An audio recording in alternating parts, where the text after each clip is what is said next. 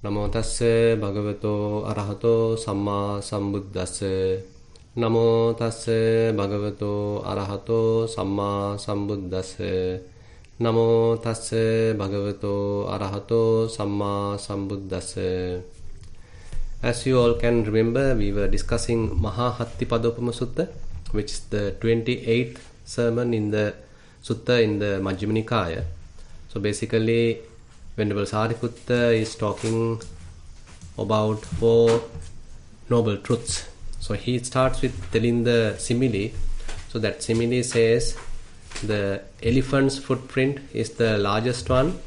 So we can include any other animal's footprint inside this largest elephant's footprint.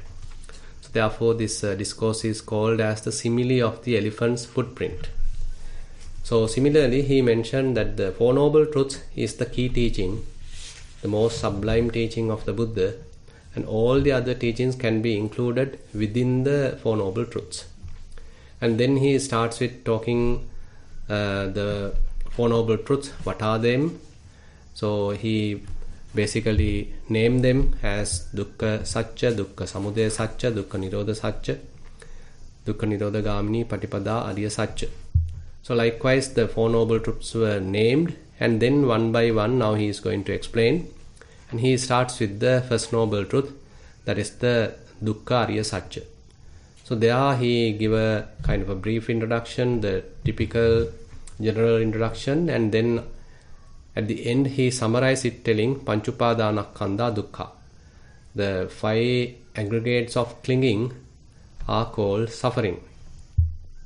Now, what are they? What are those 5 clingings subjected to clinging? 5 aggregates subjected to clinging. So, the form aggregate, material form aggregate, then the feeling aggregate, perceptions aggregate, formations aggregate, and then the consciousness aggregate. Now, he starts with talking with the form aggregate, Rupa Upadanakkhandha. And there he explained, okay, they are particularly the 4 great elements, Patavi, Apo, Tejo, Vayo. That is the earth element, water element, heat element, and the fire element, and the air element. And then what is Patavi Dhatu? What is the earth element? And there he says it is of twofold, either internal earth element or the external earth element. And what is internal earth element? Then he is taking examples from the body, about 19 body parts. Mostly they are with the majority of earth element, and so they are selected as the examples for earth element. And basically when someone is practicing elements meditation, one can go further recognizing elements characteristics. Say for example, in the Patavi Dhatu we know that hardness, softness, roughness, smoothness, heaviness, lightness are the characteristics. With the water element, the cohesion and the fluidity are the characteristics. With the air element, maybe a movement, vibrations, rising, falling. So these are the type of characteristics. And then the heat element, hot, cold. So they are the characteristics. So likewise, one can get into this elements meditation, and once there are fair amount of understanding being developed, so he can then generalize it to the outside as well. Through one's inferential knowledge, one can understand, okay, internal earth element and the external earth element are merely earth element. Yacheva kopana ajjattika patavi dhatu, yacha bahira patavi dhatu revesa. So there is no difference. Internally there is earth element, externally there is earth element, but they are merely earth element. So we are losing that distinction, what we have imposed by ourselves, by humans, dividing things into various parts, various pieces, telling this is internal, this is external, this is you, this is me. Likewise, so all those categorizations, distinctions are eliminated. Now one has a general understanding about all the earth element, and similarly one would lose whatever attachment, any kind of an importance what we have attributed to internal earth element we are now losing, external earth element also now we are losing. so the disenchantment and dispassion would arise. Ultimately, mind can sort of abandon everything, relinquish everything, and can experience freedom. Now, we already discussed this earth element, and then we went on to water element, and then we are now going, we already covered fire element, and now we have to cover the air element. So similar approach he is taking for all the 4 elements. So what is air element? Katama avuso vayo dhatu. And there also he mentioned vayo dhatu, the air element, also twofold. That is the internal air element and the external air element. And what is the internal air element? So he is giving examples using the body. Uddhangama vata, adhogama vata, kuchisaya vata, kotthasaya vata, angamanga anusarino vata, assasa passasat. So basically the upgoing winds. Say for example you are going through some hiccups. So this sort of things are upgoing winds, and then downgoing winds are also there, and then winds in the belly. So around the, say, bubbles, there are maybe spaces. Inside that there is air element, and inside the bubbles also there are air elements. And not only that, so we do all our movements. Say you are walking, you are raising your hand. So any sort of a movement is because of the air element. So all that movements are happening as a result of the presence of the air element. That is also considered.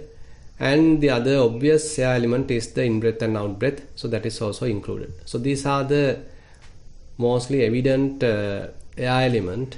And he adds whatever anything else internally belonging to oneself, saying we think that it belongs to us, and which is air, airy, and clung to. So those are considered as the air element. So basically when one practices vipassana, so we typically start with the air element because that is quite easy.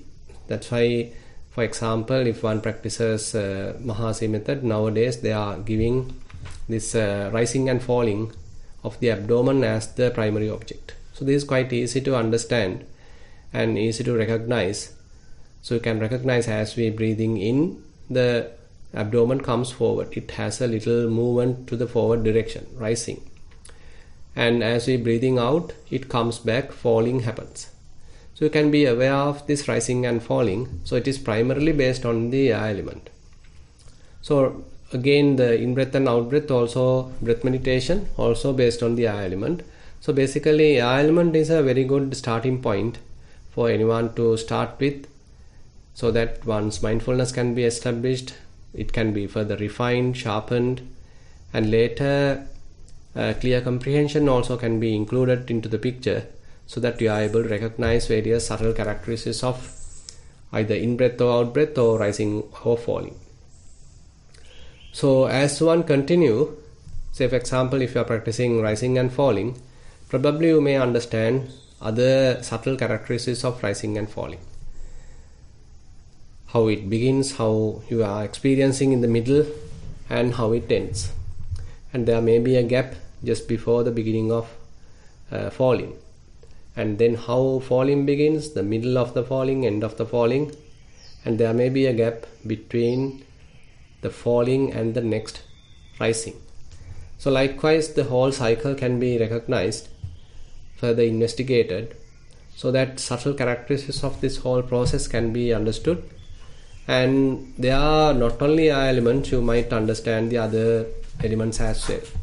Say for example, if you are experiencing some kind of a tightness at the end, so that could be recognized as maybe hardness belonging to the earth element, and the movements are there, that is actually the air element.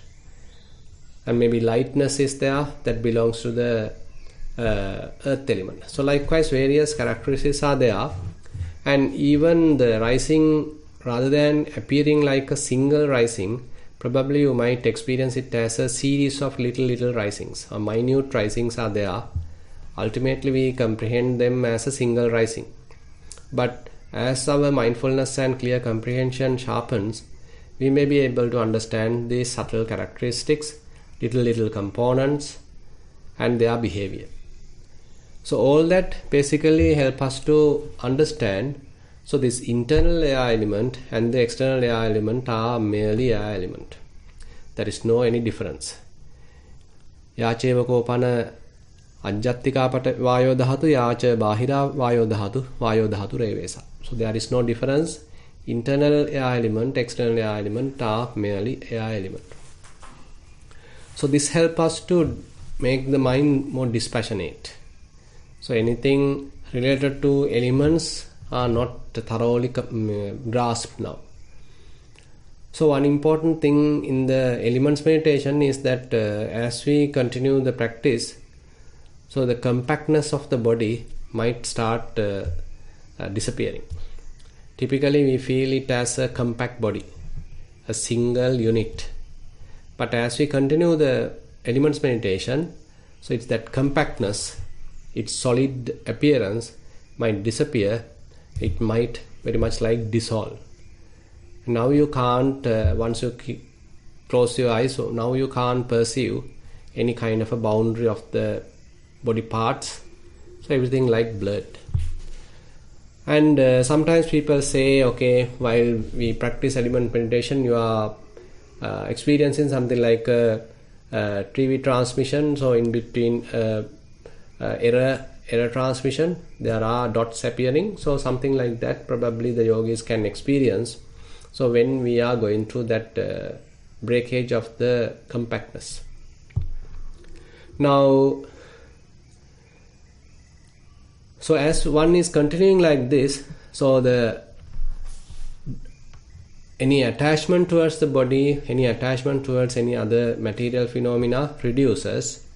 So the mind loses its grasp and it becomes more dispassionate about the elements, and ultimately everything is given up, mind can get released.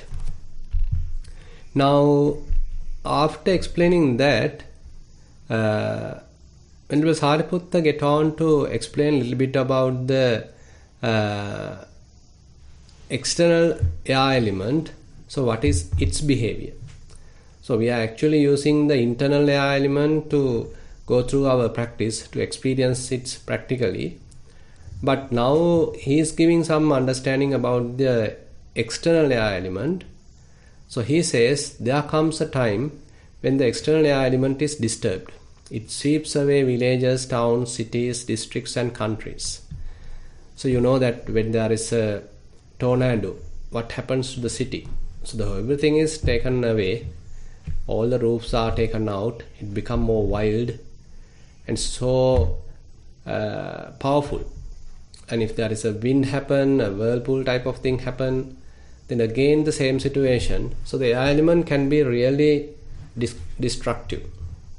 So that is its most vulnerable state. But on the other hand, when Sariputta mentioned there is a time during the hot season, during the last month of the hot season, you might even seek wind by means of a fan or bellows and even the strands of straw in the drift fringe of the thatch do not stir. So basically he says there is no wind at all. Everything is like very quiet. There is no wind. So you still feel very hot because you are going through the hot season.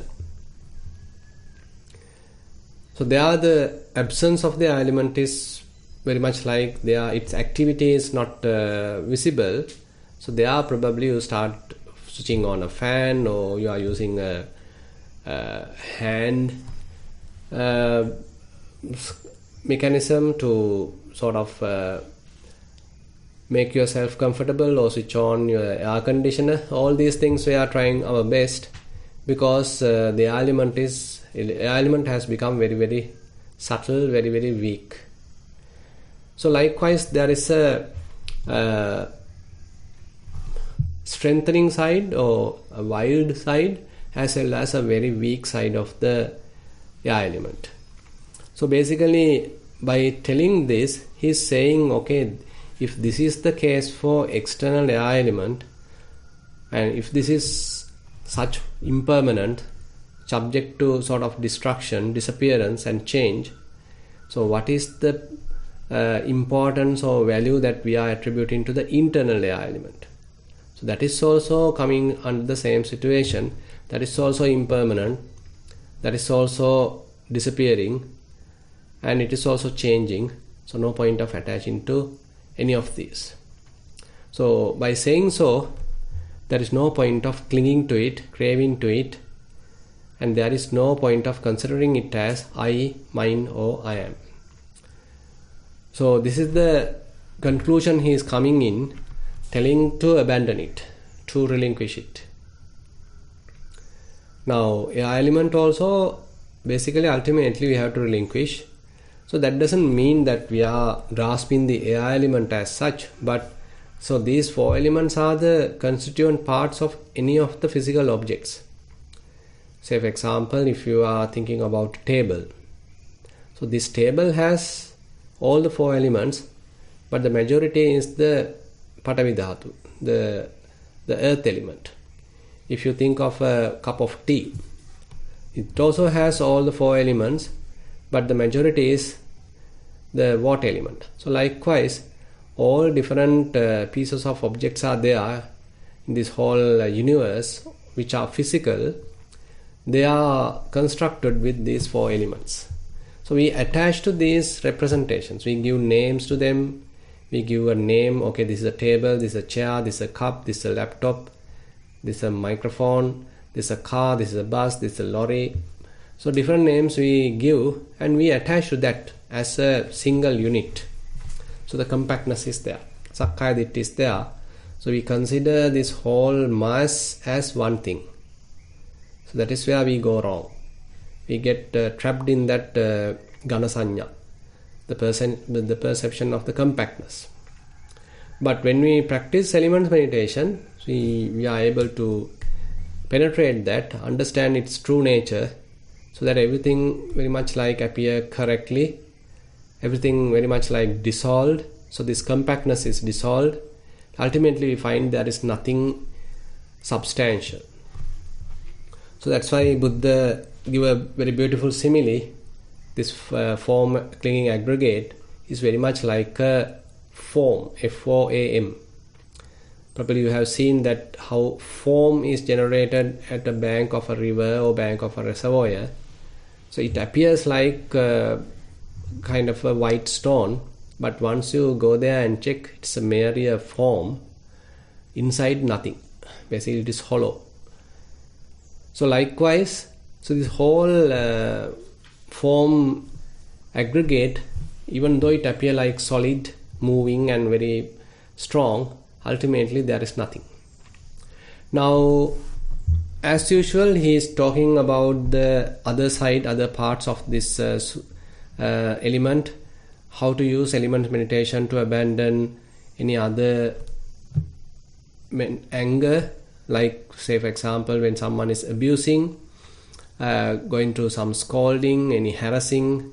So how one can use element meditation to abandon any anger? So he simply said there is a painful feeling born of ear contact. So it is actually dependent. So what is the reason? So that is the contact. So this contact also impermanent, feeling also impermanent, perception also impermanent, formations are also impermanent, consciousness also impermanent. So he's including this Patissamuppada and the elements into the picture, and now trying to avoid any anger or any other defilements arising in the mind. Similarly, if someone is physically attacking, using fist or using clods, sticks, knives, etc., so there also he encourages us to keep the mind undisturbed by using one sense elements, understanding about the elements. The other sense, other part is the simile of the saw, Kakachupama Ovada. So this is a very famous simile given by the Buddha, where he says two bandits are there. So they are using a two-handled saw, cutting the limbs part by part. On such case also, if you are generating any anger, any resentment towards them, then you are not my son. So likewise, kind of an extreme simile is given by the Buddha. So sometimes monks are using it to calm them down, to relinquish any anger, any resentment. So this is the simile of the saw. So they are actually, Venerable Sariputta also encourage us to remember that in case we are being physically attacked. And further, he is putting this situation into the inside. Rather than finding a person here and person there outside. So he says this body is very vulnerable. So it's vulnerable in the sense that it is very much like going through any sort of some sort of attack.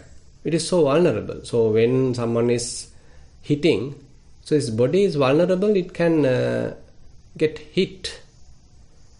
Now if we had a very subtle body, then even someone is attacking, it may not hit because it is very subtle body, like Deva's body. But his human bodies are really hard, gross. So any other fist or any clod or anything can easily hit the body. So it's a characteristics of the body. Now he is putting it to the inside and to the element side, so that ultimately the personality view is abandoned. We are not taking things personally either, and basically helping us to abandon anger, resentment arising in the mind. Now, after mentioning that, he further mentioned how one should be able to establish oneself in the equanimity. So as we already discussed, so when one is practicing this elements meditation, ultimately all the great elements are abandoned. So any kind of attachment to them are abandoned. So ultimately the mind has to be very much equanimous and not attached to anything. Anissitocha viharati, where you are not associating anything. Mind is now become very simple, equanimous, balanced state. Get into such a balanced state. So this is the state that now Venerable Sariputta is highlighting. Upekha kusala nissita. So this equanimity is really wholesome. So this wholesome equanimity is where you have to associate. Nothing is there basically. There is no object as such. It's very much like a wholesome, pure type of mind. And that is the state that you need to associate. But in case it get drifted, suppose that you are going through any abuse, any verbal abuse or physically attack or any other situation. So rather than maintaining our mind on that equanimous state, our mind can drift. So once drifted, how quickly you can return back?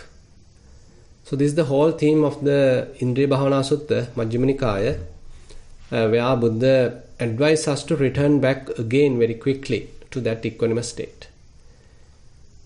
And there also Buddha mentioned, okay, so if one is further developed, so you can be ashamed of this drift.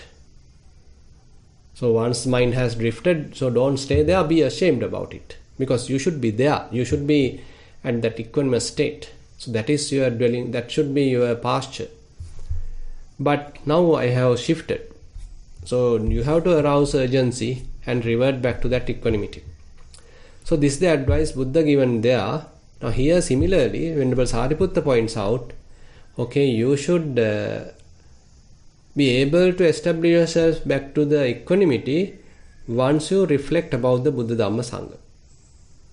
Very much like an urgency should arise when you reflect the Buddha Dhamma Sangha, and you should be able to revert back to that equanimity.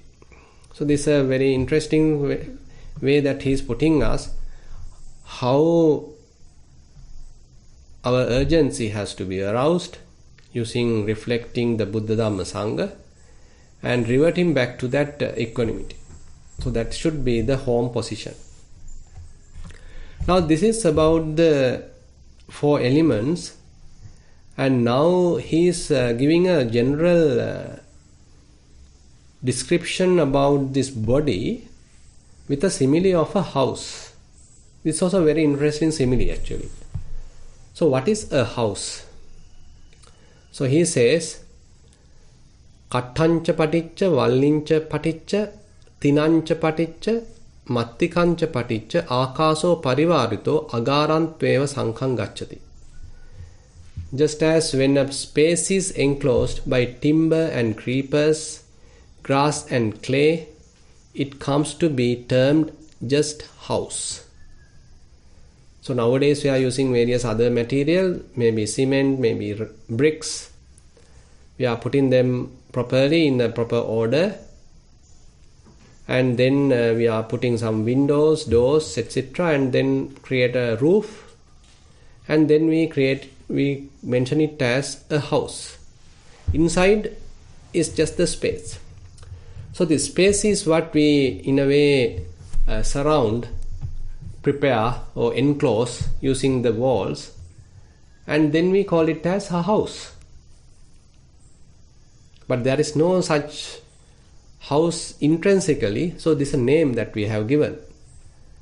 So similarly he says, when a space is enclosed by bones and sinews, flesh and skin, it comes to be termed just material form. So this our body is similarly, a space is enclosed by bones, sinews, flesh and skin. Then we call it as a body. So there is nothing called really as intrinsically as a body, but we basically have covered the space, enclosed the space using bones, sinews, flesh and the skin. Then we call it as the body. Some similar simile given by Bhikkhuni Vajira when she encountered the discussion with Mara. So when Mara is asking who is the creator of this body and who belongs to it, who is the owner of it, and then she says, very much like a cart.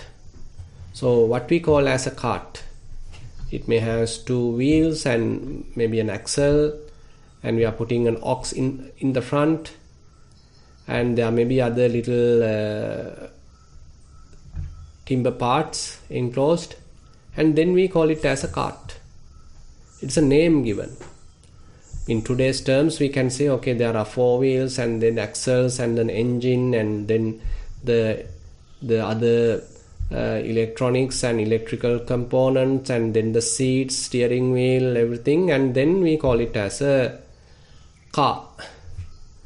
We give a name as a car, but internally there are many little components, parts. All together we have given a name called car. There is no really a car. Similarly, here also Venerable Sariputta points out, even though this body we name it as this is a female body, this is a male body, this is a dog, this is a cat, etc. But actually what has happened is that space is enclosed using bones, sinews, flesh and skin. Then we call it as a body. So it's a very strong simile helping us to understand the non-self, the anatta characteristic. Elements meditation is a very useful way of understanding the anatta. So elements are merely elements, so they don't belong to anyone, and they are dependent on other elements. Elements in the sense, say for example, earth element is dependent on the other 3 elements. Water element dependent on the other 3 elements. So likewise they are also dependent, but there is no owner and there is no any controller. So basically their nature help us to understand the non-self, anatta. So he further highlights that anatta by giving this simile of the house. Now after mentioning that, now he is getting to some other area to explain the other aggregates. Now how the seeing happens. So he says internally I is there, externally forms are there, and the corresponding conscious engagement also has to be there. Suppose internally I is there, but there are no forms and no engagement, then the seeing may not happen. The corresponding consciousness, I consciousness, may not happen. I should be there intact, form should be there, and then the attention also should be there. Then only the corresponding I consciousness may happen. So that's a beautiful term called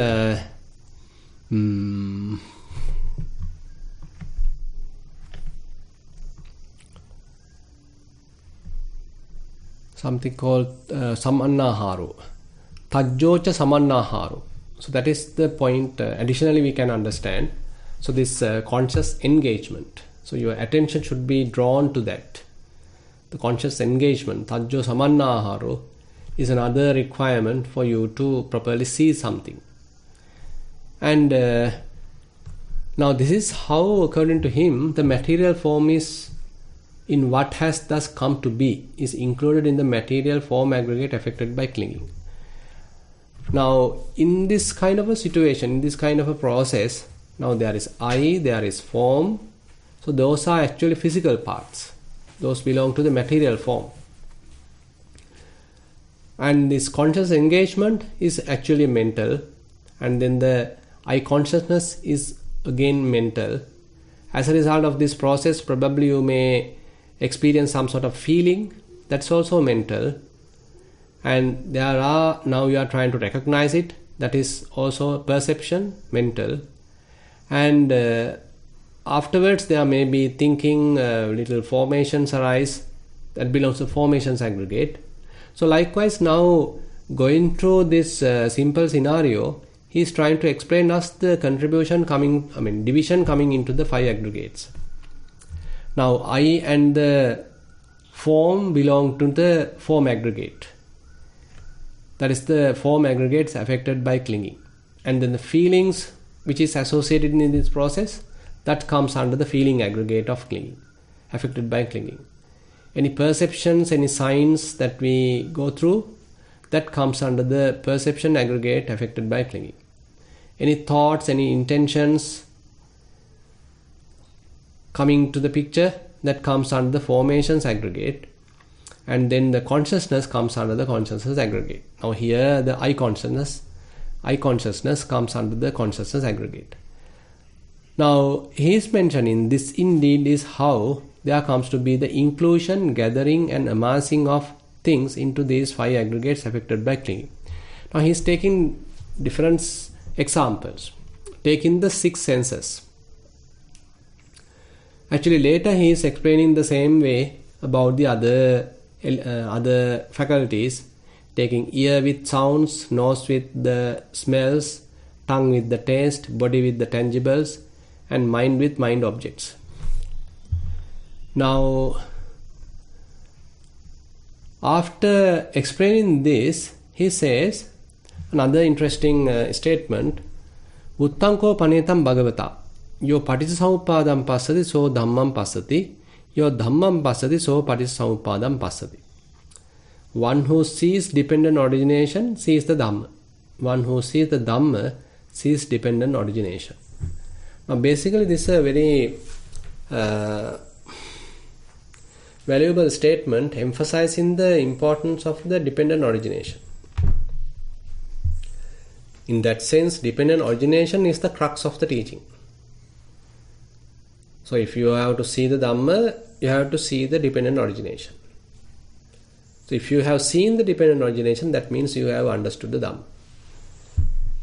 So basically, our understanding, our wrong understanding is that there are things, there are people, there are beings, they are born and they are dying. So this sort of a personality involvement is there.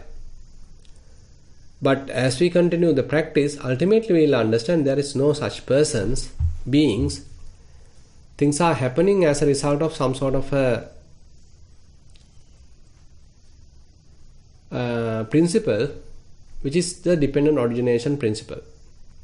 Imasming sati idang hoti, imas suppada idang uppajjati, imasming asati idang nahoti, imassa nirodha idang nirujjati.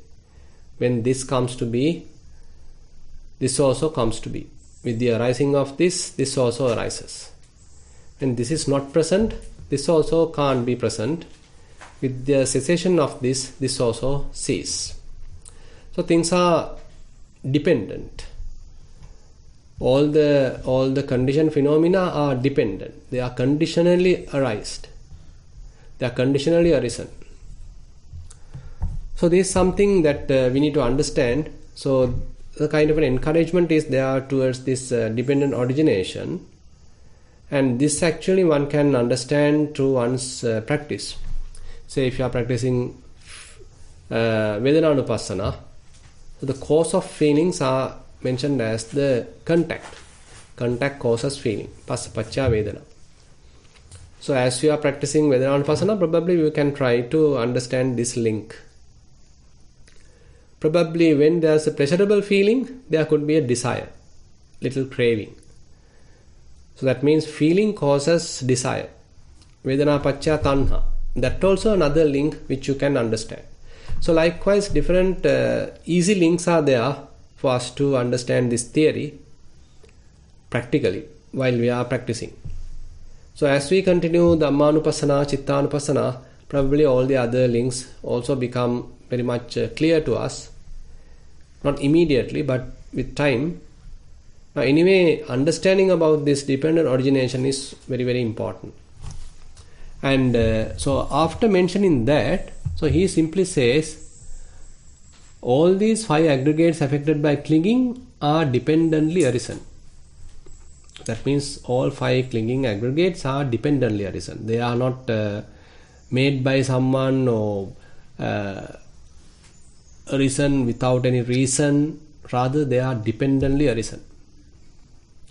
And that those 5 aggregates, by the way, we have certain attachment towards them. Yo imesu panchupadana kandesu chando alayo anunayo ajjosanang so dukkha samudayo. So if we are having any kind of an attachment, any desire, any clinging, any sort of indulgence, inclination, so that is actually the origin of suffering. Now the removal of that desire, lust, that is the cessation of suffering. So now he is coming to the picture into the Four Noble Truths. So we went through a descriptive information about this form aggregate, then a very brief touch into the other 4 aggregates, basically covered the dukkha ariya satya,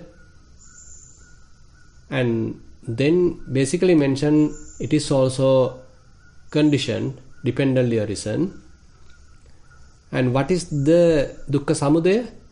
So we have certain attachment, certain inclination, any desire towards these 5 clinging aggregates. So that is the dukkha samudaya. So if you are able to cut off this desire, lust, greed, then that is the dukkha nirodha, what we call the cessation of suffering. Now he explained the same thing to the other what we call faculties, and basically concludes the sutta. Now I have prepared a little chart just to summarize this whole thing. Little bit appear like complex. So basically for any element he is talking of the 2 sides, internal and external, and all are impermanent, arousing some dispassion, disenchantment, and then ultimately establish ourselves with the equanimity.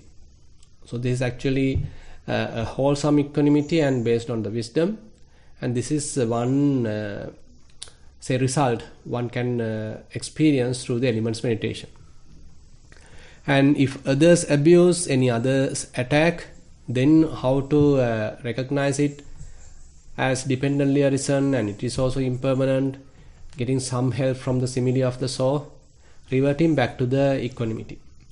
And similarly, any other drifting happens in the day-to-day activities, again you have to quickly revert back to this equanimity.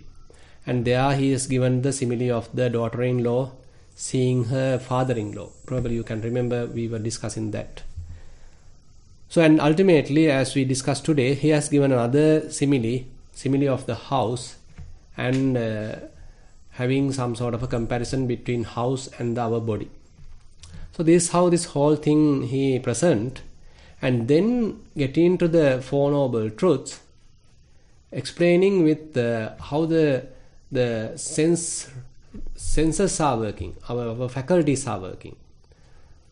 Eye with the form, ear with the sounds, nose with the smells, tongue with the taste, body with the tangibles, mind with mind objects. So when such transaction happen, so what are the constituent parts? Eye, external forms, and the conscious engagement. If those are available, then only the eye consciousness happen. And in that process, there is a feeling which belongs to the feeling aggregate.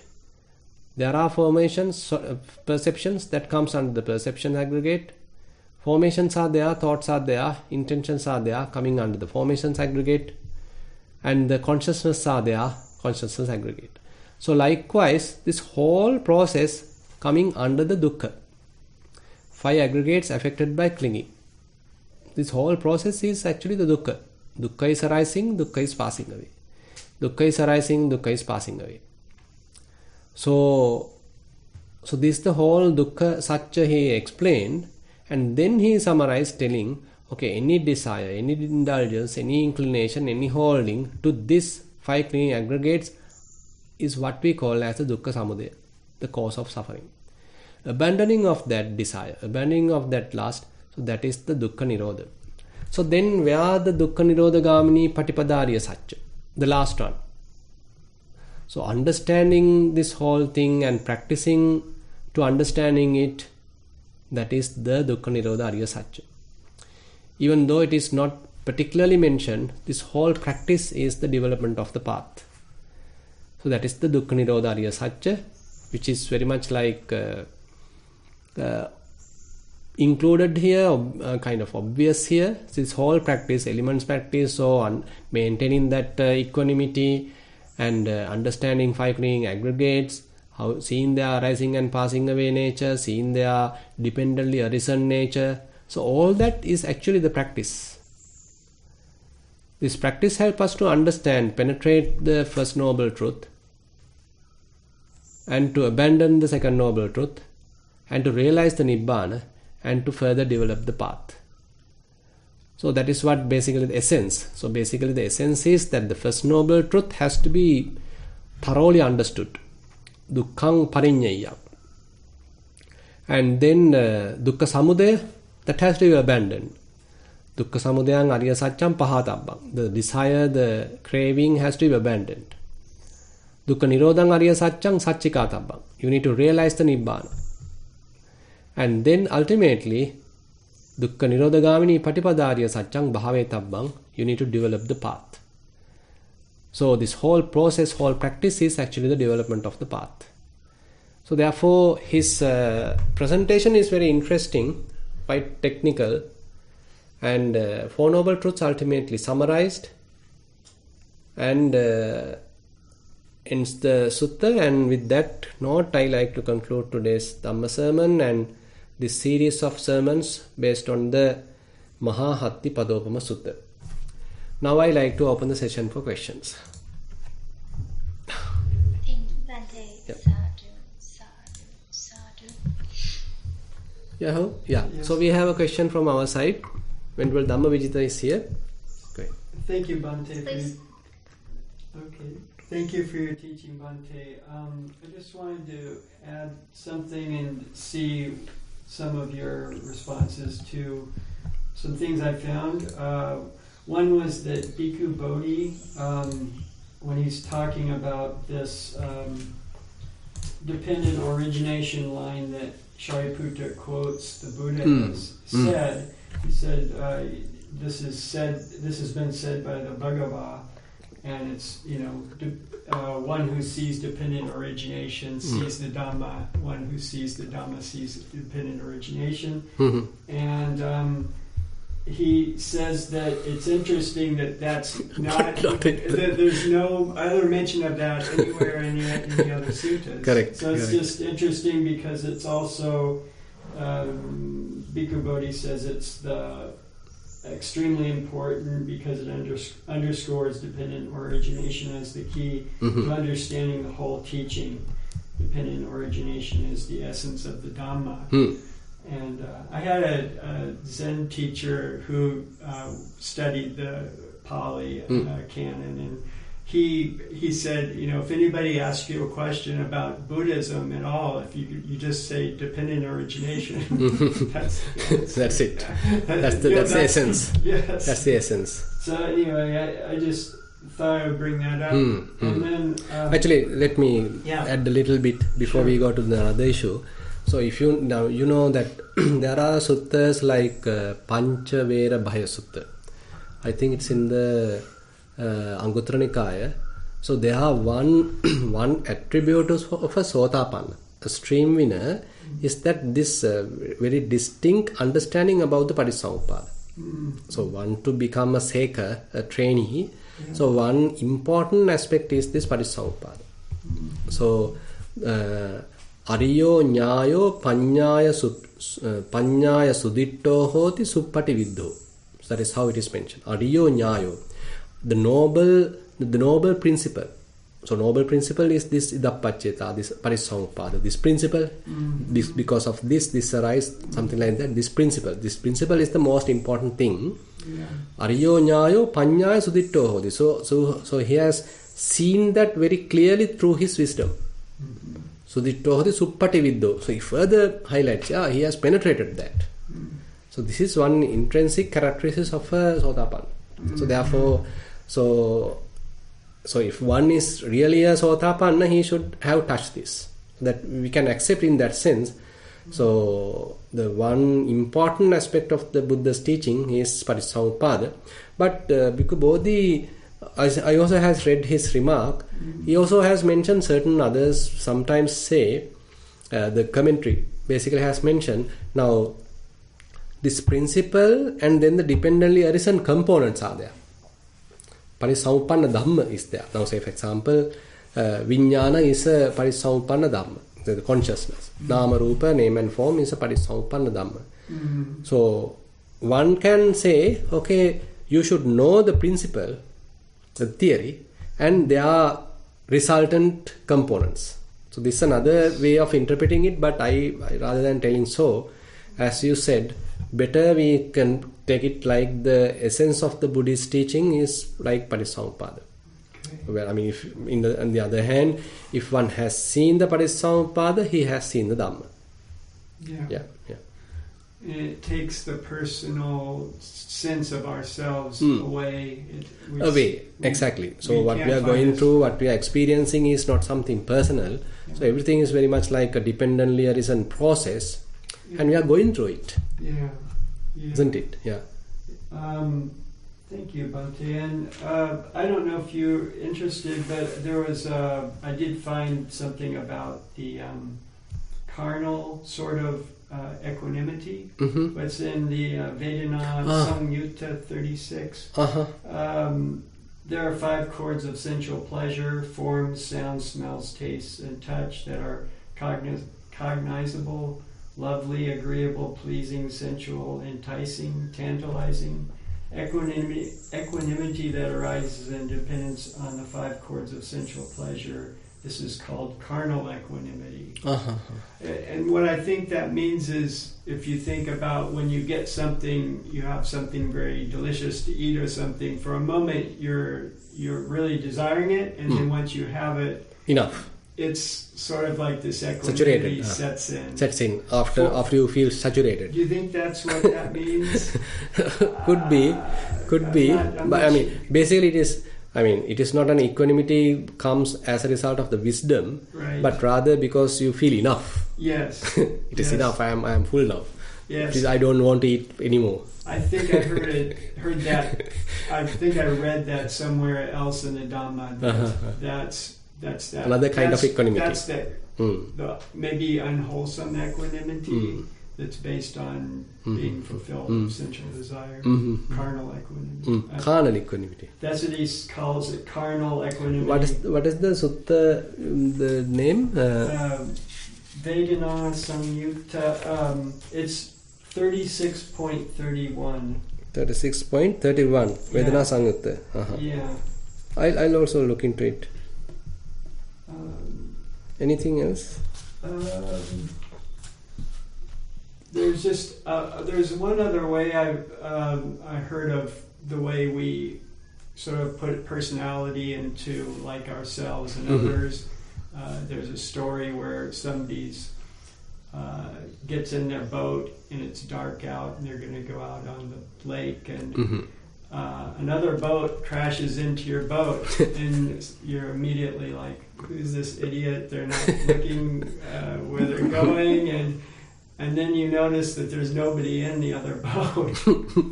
It's just this boat. Empty boat. An empty boat. So basically, like when we have an argument with somebody or a fight, maybe we get mad at somebody or feel angry. There's really nothing in there. And it turns out that you are the idiot. Yeah, and when we get mad, it's more about us than about the other person, right? Yeah. So, thank you. Good. Yeah. So those are the questions from our side, Jennifer. Alright, thank you, Bante. I'd like to invite Vanaya for the next question.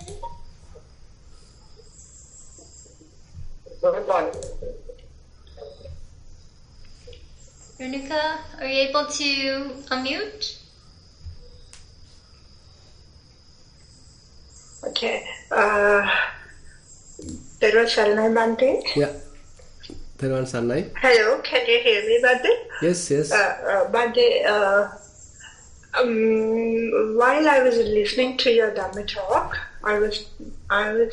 I had two questions. One is related to my experience in meditation. So sometimes when we sit in a group meditation, some people start to cough. Normally they don't have a cough, but they cough, and I feel that some energy kind of a thing coming through my body and coming and stuck in my throat where I want to cough, but mostly I try to suppress it. So that is kind of a inner air that rising with the meditation. Bante, is it?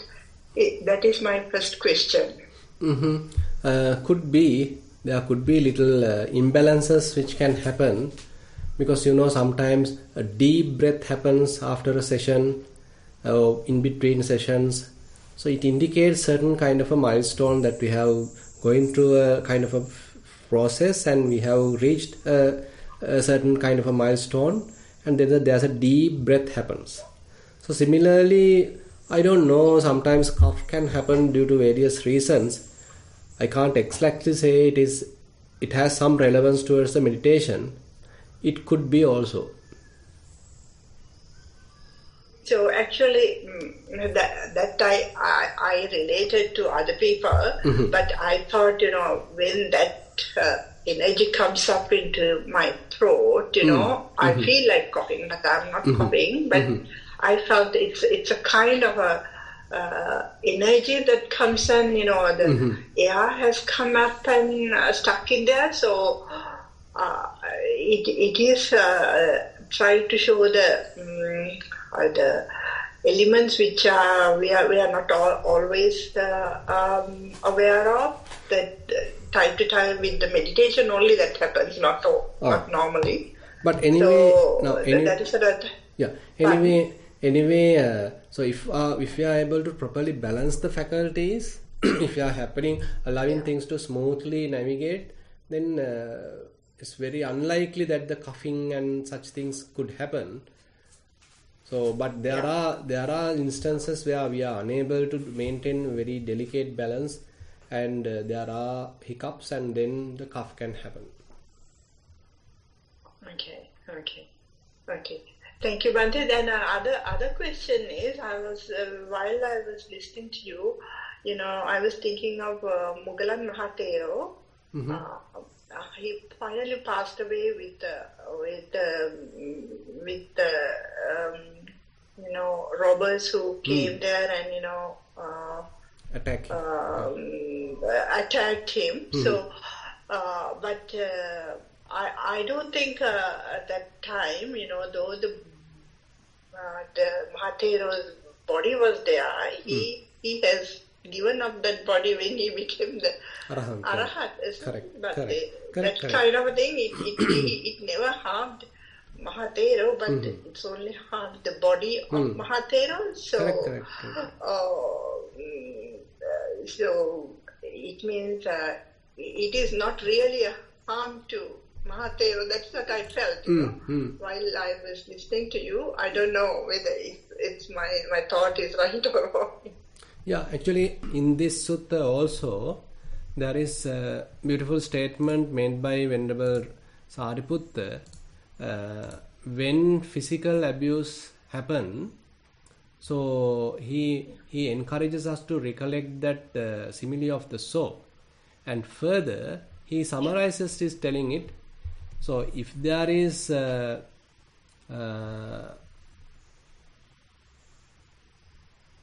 so he basically say, so tireless energy shall be aroused in me, and unremitting mindfulness established. My body shall be tranquil and untroubled, my mind concentrated and unified. And now let contact with fists, clods, sticks and knives assail this body. For this teaching of the Buddha is being practiced by me. So basically he has given up the body, and as you said, kind of a disconnection has happened, disengagement has happened, and somehow he's managed to disengage, and now he let it happen, and he's maintaining his mind without much trouble. Not an easy thing, by the way. When Sariputta points out, even in this Maha Hatthipadopama Sutta, when someone is going through some physical abuse, by means of the simile of the soul and the applying of the understanding about the elements meditation, how one can disengage from the body and maintaining a sort of a tranquil mind. Anything to contribute? Yeah. So we can. But one more thing. Yeah. Go ahead. Yeah. The one more thing, that the chart you have published, is there any way we could access it, Bhante? I can send it to you. Maybe. Let me see. I'll send it to the group.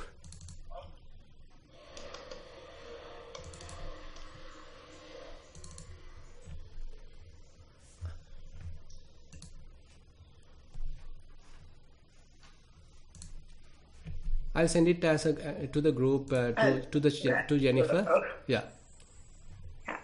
Thank you very much, Bhante. Thero Saranai. I'm so happy that I would ask the questions. Okay. I'll see in my mind. Thank you. Yeah, Thero Saranai. Okay, thank you. I'd like to invite Nandana for the next question. Thank you, Jennifer. Bhante, you can hear me? Yes. Okay. You said during this today's talk that as we practice, we can kind of start to understand the Paticca Samuppada, the links, various steps.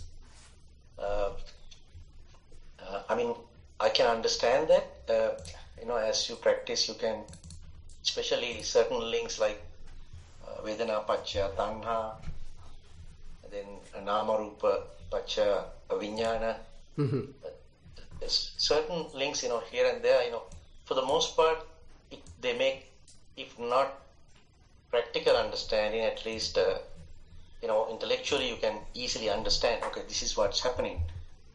The moment you have the desire, it is as a result of the Vedana that gave rise to the desire and the clinging. So there are things that we understand, but there's one link that I have always struggled with to understand even intellectually. That is the link which says Namarupaccha Salayatana. Now that is, I cannot, first of all, I cannot practically understand it at all.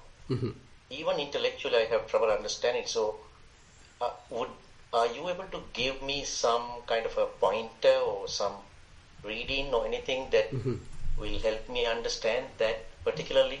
Yeah. Now, say for example, we take things personally as a result of the avidya, and now we are assume that we are a little bit of thirsty, and now I am thinking of imagining of drinking a coffee or drinking maybe a orange juice or something like that. Now internally what's going on is that there is a kind of mental images of what I want. So certain mental images are going on, appearing in our mind, and those actually can be considered, they are not yet physical, by the way. Physically nothing is available in front of me, but I can imagine about an orange juice. So that images are now appearing in the mind. So they appear like very beautiful, appear like very, attractive, pleasing, and I have a little inclination towards that. So that is what actually I have picked. So I have picked this. Now say there are many things going on in the mind, but I have picked this orange juice. So I have a certain inclination towards this name and form. And the name and form and now the consciousness are very much like in a whirlpool, very much like in a tanglement, kind of a tangle. But now as it gathers momentum, I can't simply sit now. I want to have it now, physically. Now I am getting up myself, I am going to the fridge, or I am going and trying to prepare it, I am, squeezing it, and, all that are very much into the activities which are not mental. Now I am into the physical activities. Now rising up from my seat, going to the fridge or going to another place, gathering things, seeing things, tasting it, all are actually 6 senses. Now I was in the mental level from the name and form and the consciousness, but no more. Now I am into the complete action. This action is where I am getting from name and form into the salayatana. Okay. So I'm because the way I understood the salayatana. First of all, let me ask you this question: is mind included in salayatana? Mind also included, but here for the explanation, so we are at the moment we are considering the name and form and consciousness. Salayatana, inside the salayatana there is the sixth sense called the mind sense, which is operating with mind objects. Okay. Yeah. So the way I understood, I was the difficulty I had was, I guess I still have it. Is that now Paticca is explained to say that it is explained in such a way so as to say that because of this arises. So if we say because of nama rupa salayatana arises, the way you explained it, yes, I understand it. That concept, yes, I can understand it, because it's nama rupa. When you say nama rupa, it has all the sanskaras, intention and everything. So those will lead us to do something willfully, using our senses. So that's very obvious. I can understand that. But I always thought what it means is that salayatana comes into being because of nama rupa. That's not the case then. No. It is. Now, say for example, when very, very primitive name and form and the consciousness are in operation, those are still very primitive. But as it operates more and more, it gathers the momentum. It becomes more, say, stronger now. Now it promotes more thinking. Now you can't say now immediately you are not too much thinking. A glimpse of orange juice, simply an image, an extract of that simply appear in your mind. You simply perceive it in a very, very subtle way. But your mind catches it. You feel attached to it. You feel a desire to it. Okay, this is what I want now. I am feeling very thirsty. Okay, this is the best solution for this. So you give some preference to it. You are attached to it. You promote it. Now further and further you are thinking about. Further thoughts are coming. Further images are coming. Now you can't stop. Now say it may give you a strength to get up from the state. So which has given that motivation, which has given that trigger. So we can say that that is the mind which has given the trigger to raise from your seat. So therefore I think what you said is also included, correct, because this mental process is the one triggering this whole body to go for an action. Right. So I'm kind of trying to, this is almost like a splitting statement, but so Namarupa, when you say Namarupa Pacha Salayatana, it is almost like saying Namarupa gives rise to the working or the engagement of the senses or Salayatanas. Mm-hmm. Because what I'm trying to understand is that now when you say Salayatana, like the eye or the taste or the tongue and all, the nose, these are the sense organs, right? Mm-hmm. So the sense organs actually are like part of form. They're made of the four elements. Correct. So, but Namarupa actually did not actually create these senses.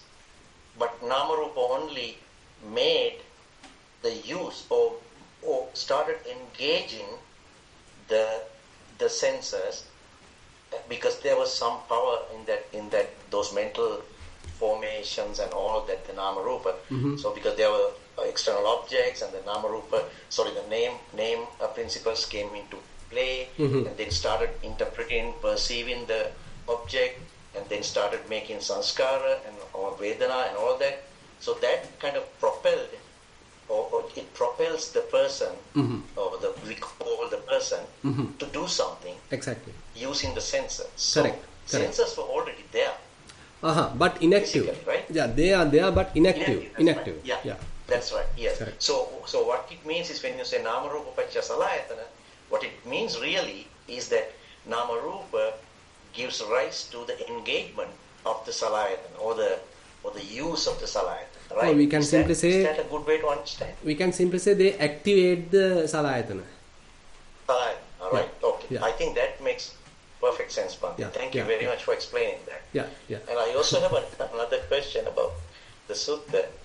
Right throughout, I was listening to this, and it looks like Venerable Sariputta is explaining or emphasizing mostly the bodily, like the someone abusing you, someone harming you, someone harming you with fists and rods and whatever. Mm-hmm. But I didn't see any mention of the sensual pleasure part. Mm-hmm. I wonder, do you have any comments about that, Bhante? I think The sensual desire, like, Yeah. So that is where ultimately explained today. Now you know that what is that saying that okay, this I is there, then the forms is there, then the conscious engagement is there, then comes the I consciousness. So these are the physically we are experiencing the world. So you mean that through your senses you are experiencing the world. So there are certain requirements are there to need. Your eye should be intact, external form should be there, and your attention also should be there. Then the eye consciousness happen. Now inside this process I can say, okay, everything is, all our living is very much like summarized. Either you see something, either you hear a sound, either you smell, taste, tangibles, think, all are included. Now on this case we can say, okay, now there is lust, there is greed, there is craving also can arise. So that is how he says within this whole process, how we can divide that whole activity, whole experience into the 5 aggregates. Okay, all the physical components included in this process now they are coming under the form aggregate. All the feelings arising in this process, they comes under the feeling aggregate. All the perceptions arising in this process, they comes under the perceptions aggregate. All thoughts, intentions, lust, hatred, all that are different kinds of thoughts arising in this process, they comes under the formations aggregate. And your eye consciousness may be involved, your nose consciousness involved, say the tongue consciousness involved, all that, they comes under the consciousness aggregate. So the experiences are very much like summarized and explained, and he has divided that experience into these 5 aggregates. Right, okay. So that's how it's to be understood. Okay. Yeah. Right, Bhante, thank you again. Yeah. I have also another question that is not related to the Sutta, Bhante. Very simple question, I'm sure. I just wanted some information from you about that. This is something I have been struggling with since recently. One of my very good friends, Kalyana Mittas, passed away recently, and since then I have always tried to, after meditation, after doing anything that is kind of making me happy or wholesome state of mind, I have always kind of, in silence, I have transferred whatever the merits I have earned to that friend. So, but I always have this, the doubt in my mind. Is this something that can be done actually? Transferring of merits. I know that we always, after every meditation and Dhamma discussions, we transfer merits and we chant these gathas. But I want to ask you, I always have a doubt, did Buddha actually say that one can transfer the merits that one earns to a deceased person or to relatives? Did he actually say that in one of the suttas? Actually, suttas, the names I can't remember, but there are instances like certain monks encounter Petas, the hungry ghosts, and they request, okay, Bhante, you do this sort of activities and then transfer merit to me, then I'll be free from this horrible state. So likewise, certain requests are reported in the Petavattu and certain other stories. So therefore it seems like it is possible, but the sharing of merits is a kind of a we can't give a concrete or definite answer. There are instances where the new person, the newborn person is at a place which he can't reach and share the merits. And there may be instances he is capable of accepting it, he can rejoice it. So therefore we have to look at the situation, and then only we can say, okay, it has been transferred, the transaction is correct, you got the your bank account debited. But there are instances the internet didn't work. I was curious to know whether Buddha actually said that it can be done. Yeah, I think so, because I think we can't exactly remember now.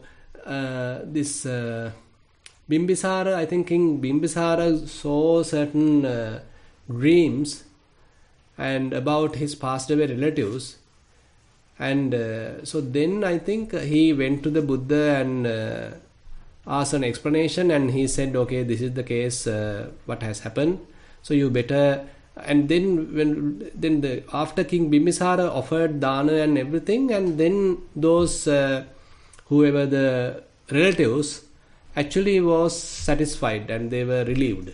So I need to find out exact name of the sutta. So such case is recorded actually. Okay, thank you, Bhante. I would very much like to read that sutta. So if you find it, I would like to see it and read it myself. Okay. I hope internet will be fully okay to transfer.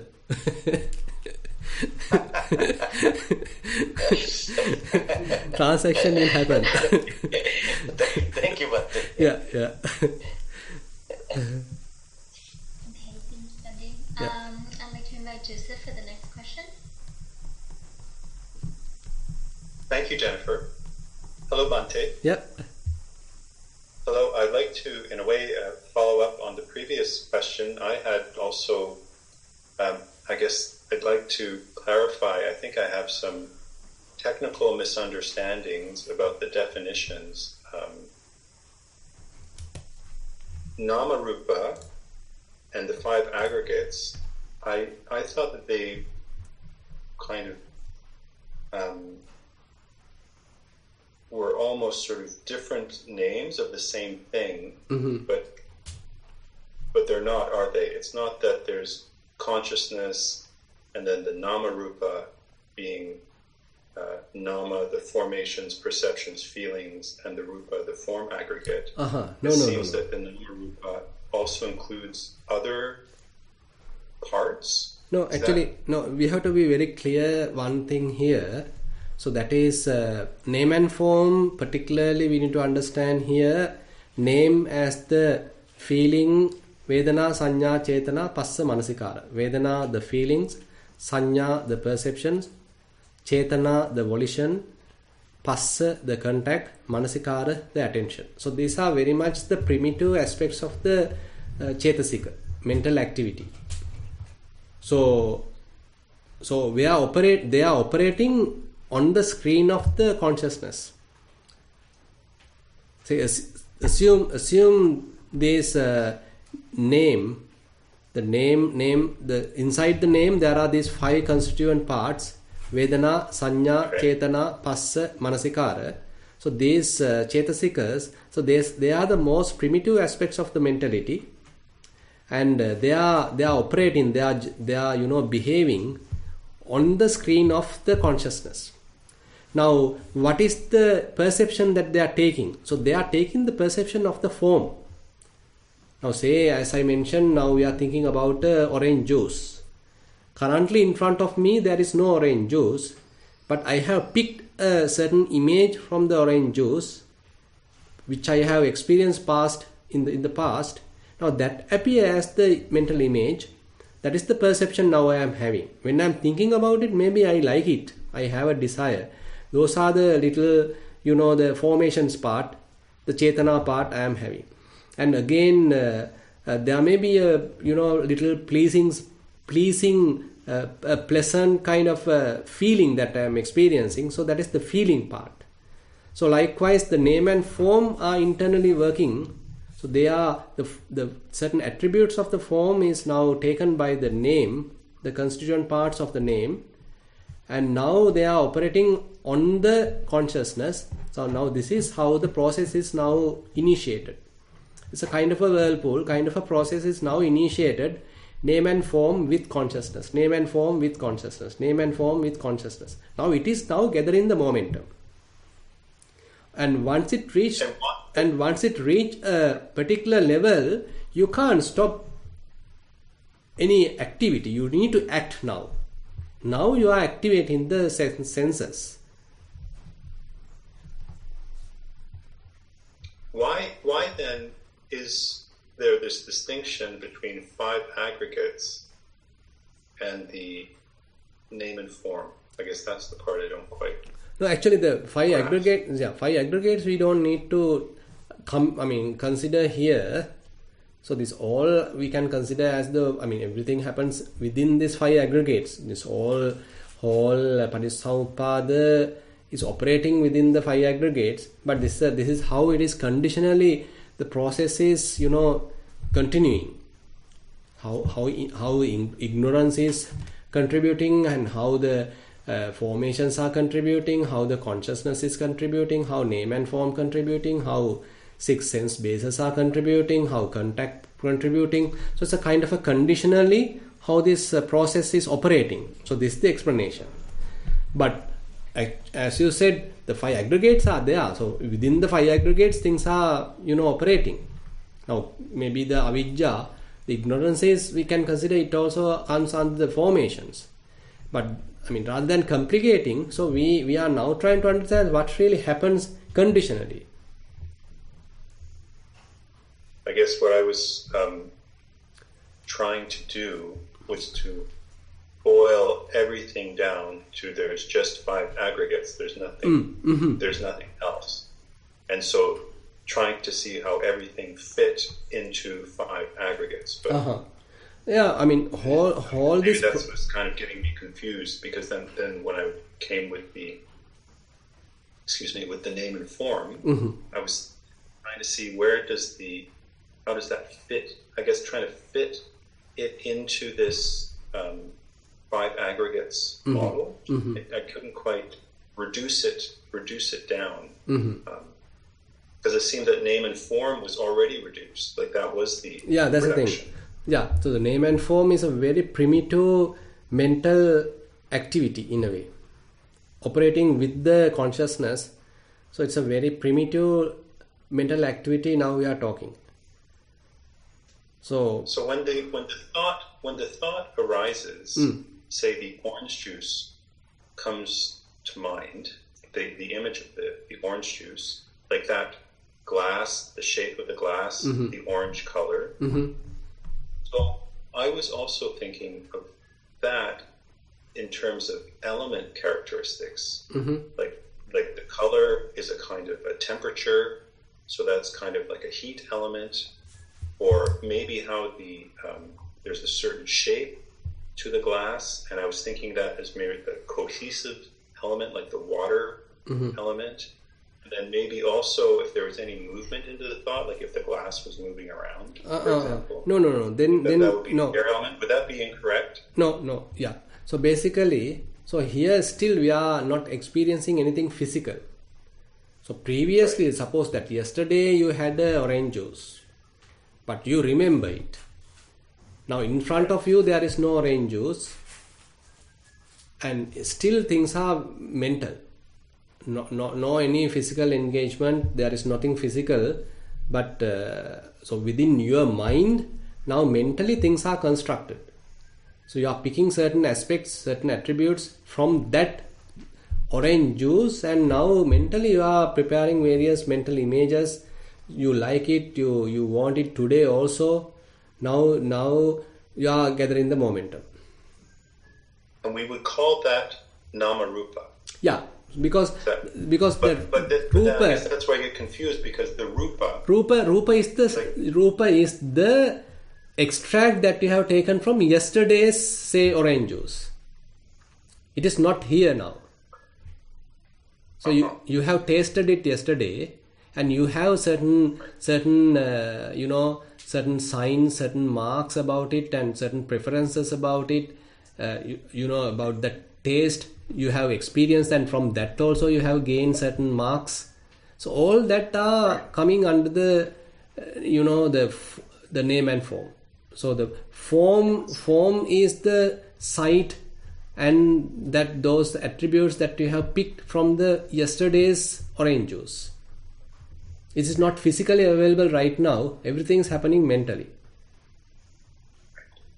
But this is my understanding. But you know that in the Maha Sutta, Buddha is talking this whole process of name and form and consciousness operating during the childbirth process. So during the conceiving process, that is a different explanation actually. So here we are trying to apply into day-to-day activities how this name and form and consciousness are operating within our mind in the daily activities, how we are going through. But the explanation given in the Maha Sutta is a different thing. Yeah, I appreciate I appreciate the explanation, Bhante. I feel I'm going to have to try to practice with that, try to sort of make these distinctions. I find now the other interesting thing is, now say when your mind is clear and there is no any desire and there is no any images appearing in your mind, so your mind is very, very clear, very, very spacious, and your consciousness is not tangled with name and form now. So the whole teaching of the Buddha, in that sense, we can say how to detach from the name and form, how to relinquish the name and form appearing in your mind. Acchejji tanhang idha nama rupe. So acchejji tanhang idha nama rupe. So right now, what is appearing in your mind, so that is the name and form. Now you need to cut off the craving for that. So if there is no craving operating right now, so the name and form has abandoned. Your mind become completely, like transparent. Nothing is there, very clear, very clean, very pure. That I understand. Yeah. And I guess that's, sometimes I feel like when we get more into this technical stuff, I start to question what it is that I'm doing, and if I've got it, like, did I miss something? Am I not understanding it properly? And I try to piece it together, and then that's very good. It just creates. That's it's part of the understanding is to understand it clearer. Correct. But definitely the way you explained it, I've had that understanding, so I will continue to contemplate. Good. Very good. Thank you very much, Bhante. Thank you for your talk today. Yeah, welcome. Thero Sannai. Yeah, Thero Sannai. Thank you. So Bhante, we have two written questions. Just sent you the first one. So it says, "Respected Bhante, the question is not directly connected with today's teaching. I appreciate it if it can be taken anyway. There's Vichikicha as Samyojana and Vichikicha as Nivarana. The Samyojana Vichikicha is eradicated with stream entry, but the Nivarana Vichikicha still remains. So there must be a difference between Vichikicha as Samyojana and Vichikicha as Nivarana. Please, can you explain the difference? Thank you, Bhante. Thero Sannai."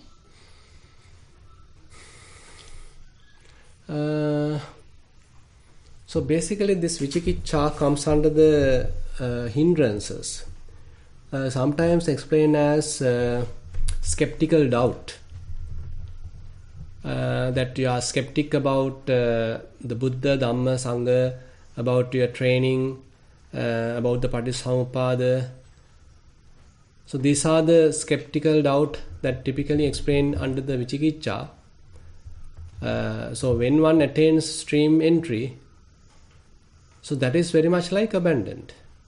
So I can't, any Dhammavijaya, you can remember anything, because I was with the impression this Vichikicha, what we are talking in the hindrances, is what we are abandoning in the stream in level.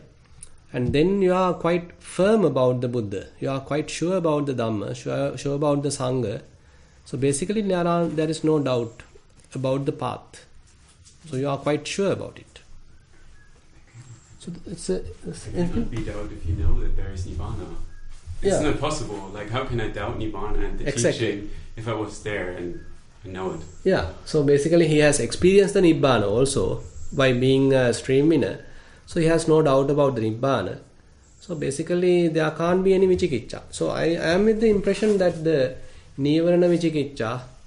Didn't you say, Bhante, though, that doubt could come back in still with the stream enter? Could he at some point still have doubt come back? Is it fully eradicated? I guess? No, that is whether I am a stream winner.